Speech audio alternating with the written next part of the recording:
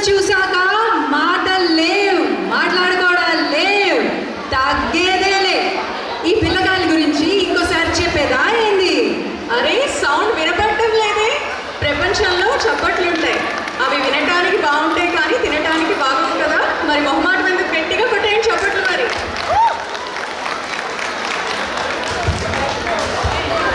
మరి మన తర్వాత కార్యక్రమం నవయుగపు ఆది ఉగాది.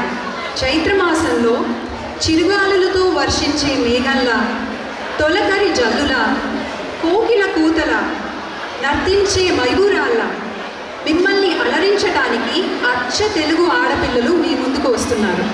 మరి వారిని ప్రేమతో ఆశీర్వదించండి. మరి పృథ్వీ రామడుగుని, కీర్తన తాతినేని పిలిచేద్దామా?